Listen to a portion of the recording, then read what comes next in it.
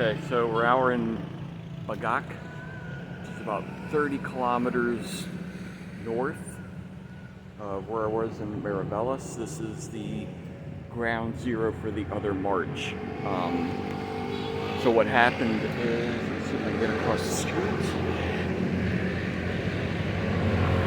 There's the mountains up here. These are Samak mountain range. And what happened was that the Japanese came down from theirs, and this road right here is 302. And this is the Bagak Orion defense line. This is the last line of defense going all the way across the Bataan Peninsula to try to stop the Japanese from taking over everything all the way down that way to Corregidor. And didn't work. So what happened was that the Japanese forces cut everything in half, both sides, and this is the ground zero for the second march. And at the end of this road here is where they met up with the ones from Malavivs and joined that on the road up to Tarlac. I'm running out of daylight, so I want to get up to Tarlac, Compost, Fort O'Donnell, so we can get to the final place where the march ended. So I want to stop at places along 302, but I highly doubt I'm going to, because I'm really running out of daylight time, and I still got a ways to go. So let's keep moving. Again, I'm not sure what the divide is here, but once again, to reiterate, there's 76,000 total that got captured in part of the march. So we can say half and half.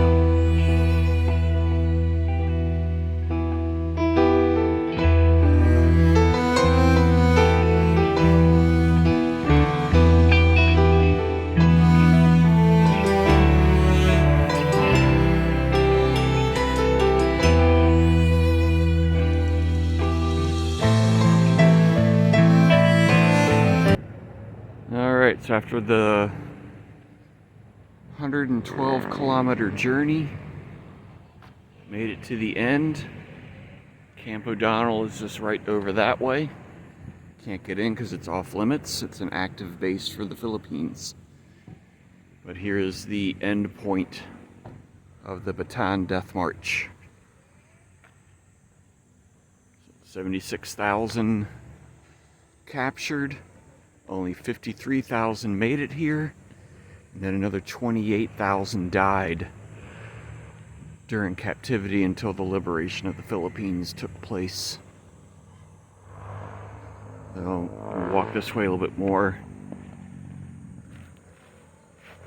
and get up to the shrine up there. So the one thing also here, you're going to see some circles and things like that. It's the helipads. All the troops that are stationed at Camp O'Donnell take an oath takers, to maintain this place, keep it landscaped as best they can, and this is under guard also 24/7, 365. So some of the volunteer service at Camp O'Donnell, they come out here and guard the shrine. Late August 1943 through December 1943. All these have US and Philippine flags put up all the way down for the liberation of the Philippines by MacArthur for the I Shall Return. Landed in Leyte, then headed south with a combined US and Australian force to Negros, which I showed you a while back, to Tambobo Bay, and liberated Negros and all the southern Visayas Islands, and then worked their way north up to here and freed all the captors, more Filipinos than Americans, of course, but then the final liberation of Manila after Bataan Peninsula was taken back. Alright, reached the end. A few more things to see up this way. I'm a little bit disappointed because they were supposed to have some of the train cars that the prisoners were transported in around here, but it doesn't look like they're here any longer. So I guess the information that I researched is a little bit out of date. I'll keep looking for it, but I'm not sure if it's here or not. So just like the Vietnam Memorial, they have a wall. Shows all the names, both US and Filipino, that died here.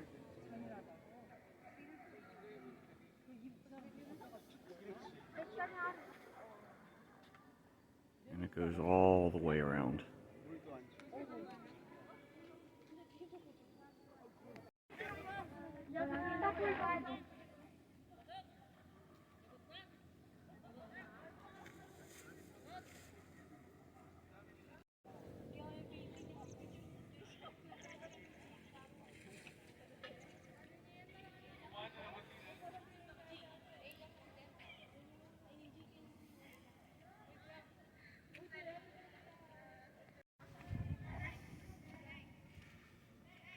Excuse me, sir.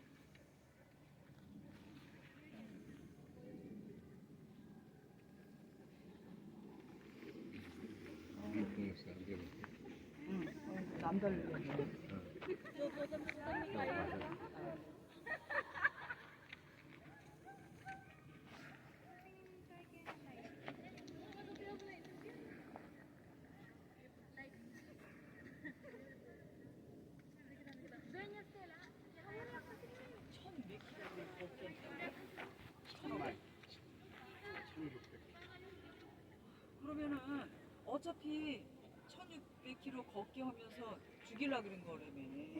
아 그럼 무릎 끝까지 가다가 죽어. 조금 가다가 그냥 죽은 척하고 쓰러지면 빨리.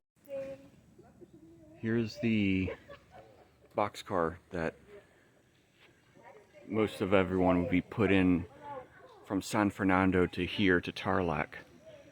Once when they got to the train station, they were still forced to march another 6 miles, 6 kilometers.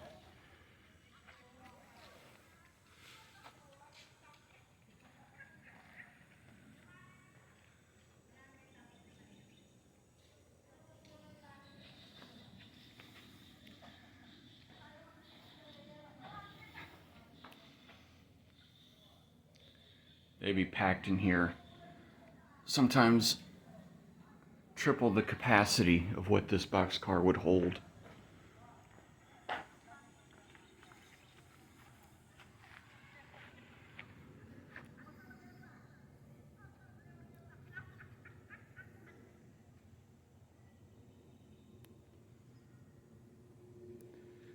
Yep, so the boxcar holds 50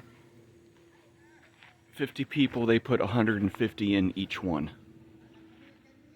And the heat and everything got over 110 degrees, which would be 48 Celsius.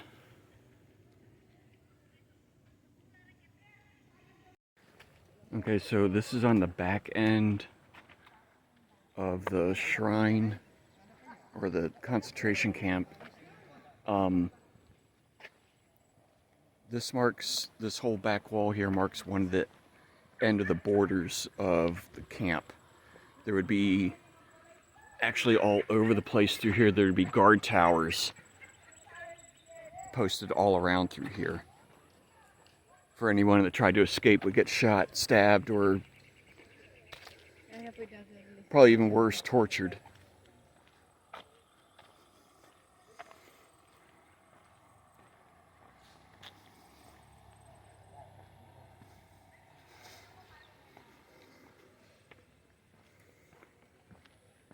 Let me pause it here till I get up here. Okay, so I made a mistake earlier. This is the American shrine. The other one was the Philippine shrine.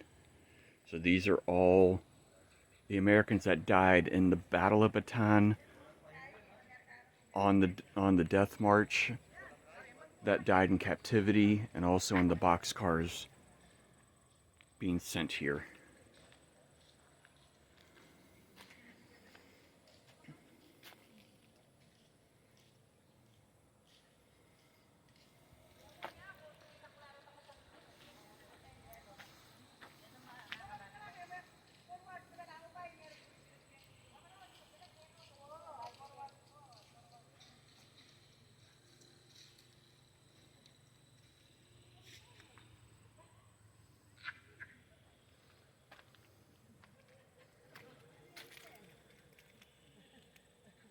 As they're doing excavation, they found more names of people that were not previously accounted for.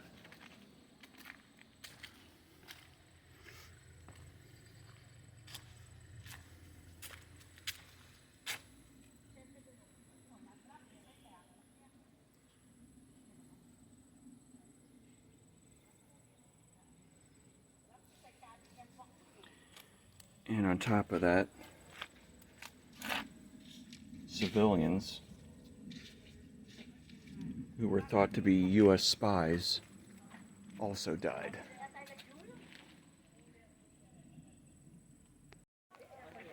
So here's something I didn't even know.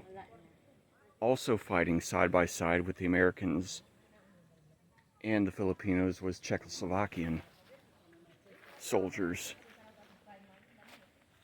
I had no clue.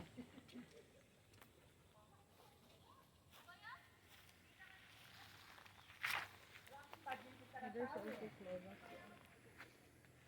A number only. Not as many as Americans and Filipinos. Prisoners of war.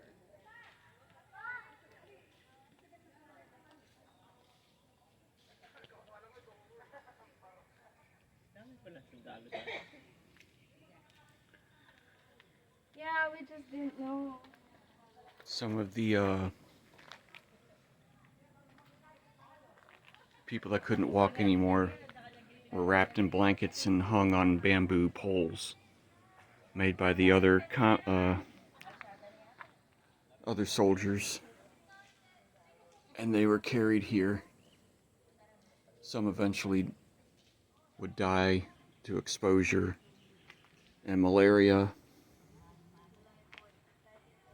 along with abuse and everything else that goes on in a concentration camp.